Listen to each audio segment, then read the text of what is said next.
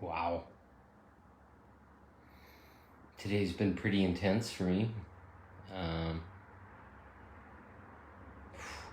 After all that stuff yesterday around the woman that says I creeped her out and dating experiences and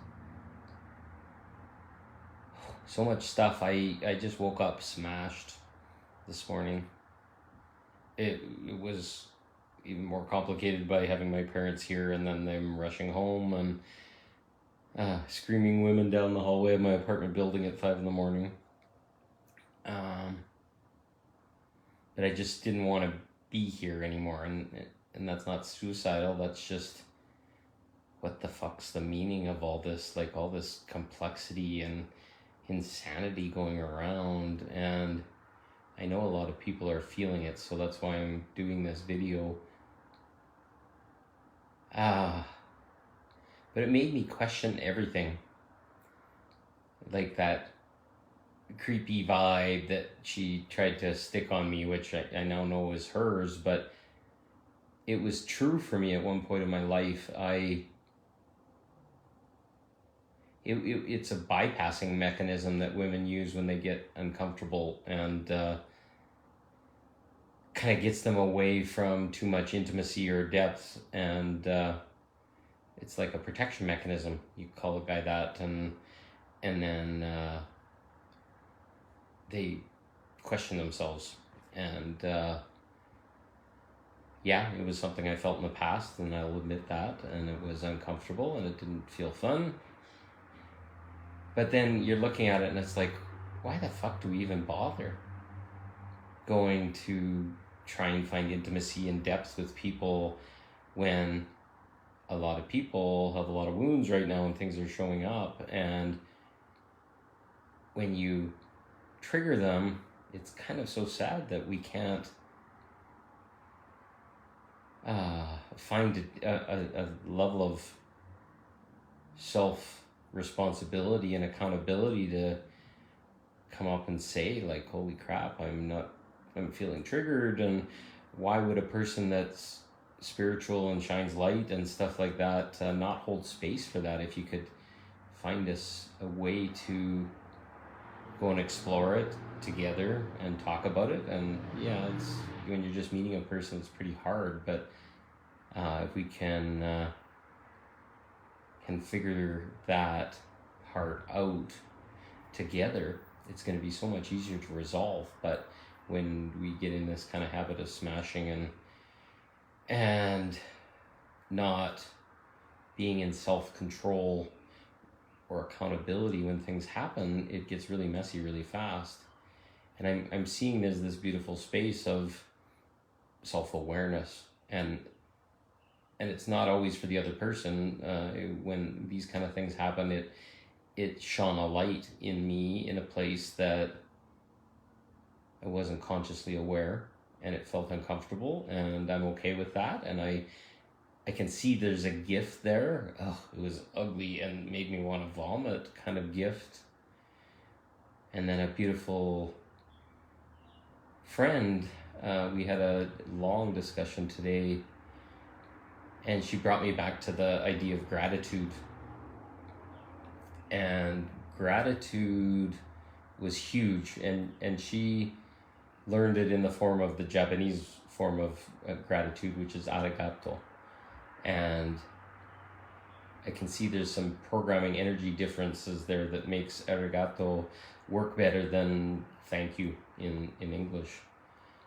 And I resisted a shit load when she said it. It's like, it can't be that easy, and I'm letting go of stuff that I need to be validated for, or there has to be some worth to. And I eventually softened enough to be able to say,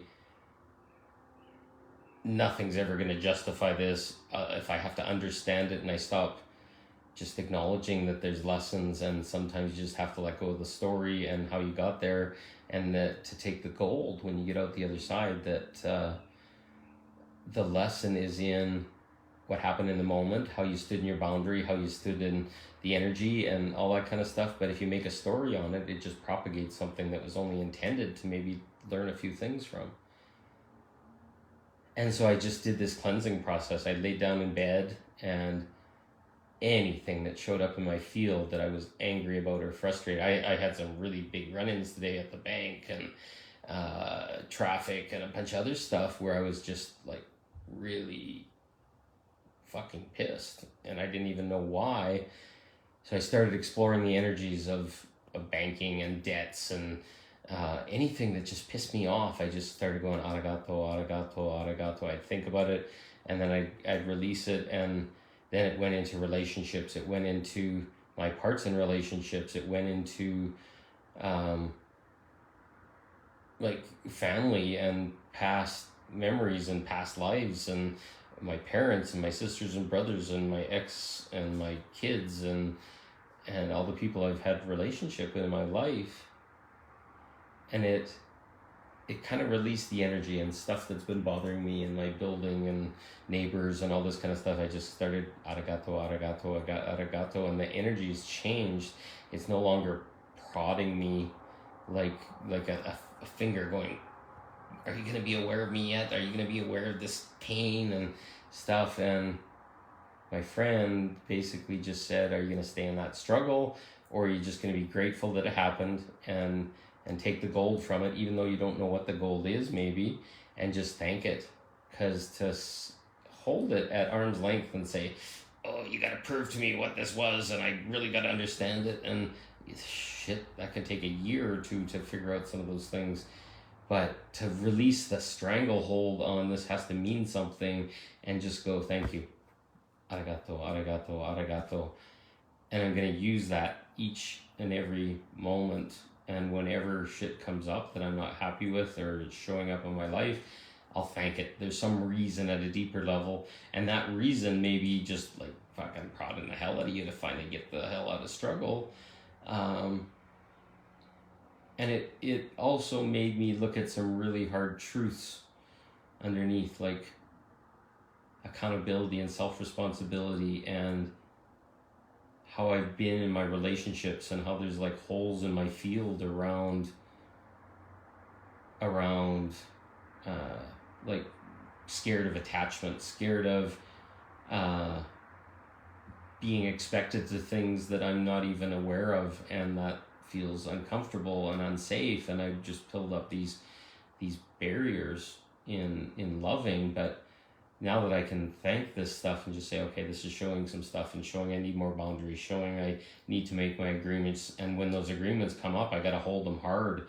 And it's not the masculine's role to keep giving forever chances. The masculine's role, I'm starting to find, is to hold people accountable. If they agree to something and then you feel unsafe because they're not honoring what they've agreed, to stand your power and step away and say, that's not acceptable and I can't continue on this path. And it creates this purity and innocence thing inside, where I'm the only one that lets myself get violated or walked on or insecure. And then the only way through that is to be impeccable in myself and be in integrity in myself, so honor my word and what I say, etc. And shit can change in a minute, and as long as I communicate and say, even if I said, I feel safe today, but tomorrow I don't feel safe, and now that I see it in new light, I can change my mind, I can do things, but I honor and respect that other person by explaining why and what's showing up, and being impeccable in that. And then, I don't like the word expecting, but implying that the other person should be giving the same. And that's not something we're taught right now, and that's not something that feels gooey and fun.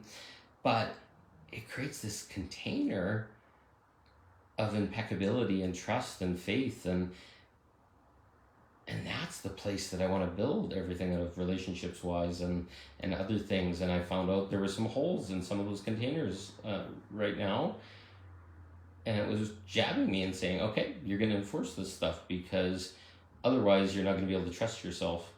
And then if you can't trust yourself, you can't trust the people that are showing up in your world, and it all begins with me.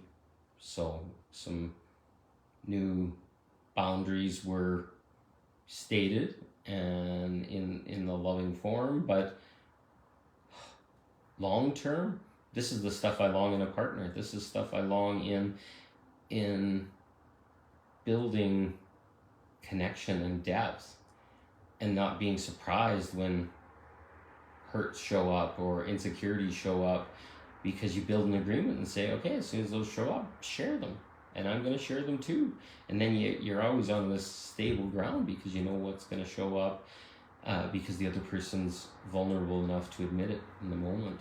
And then there's no like unexploded bombshells or mine shells waiting for you or along the way. And that's building safety. And if you don't state that and desire that, and have a, I don't like the word expectation, but have an implication that that's baseline for being with me, and if you give it to me, I'll give it to you, and we should both honor it and respect it. And there's this beautiful shiny place that shows up, and I chose it, and it's reducing and rapidly closing those holes in my field that allowed myself to get walked on, and I wasn't worthy enough of getting respected, and I wasn't worthy enough of people holding their word to me. And comes this place of just like, holy fuck, who am I? Why can I now ask for this, but before I couldn't? And it lights me up, all through these really ugly little bumps in the road.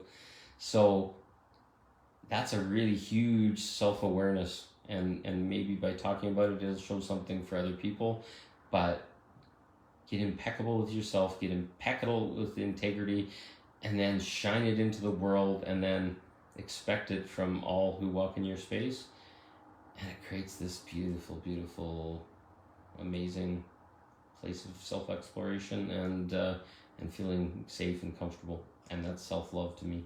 So, and being unconditional with people does not mean they get away with murder. They can change their word or not honor it, or feel insecure without talking about it.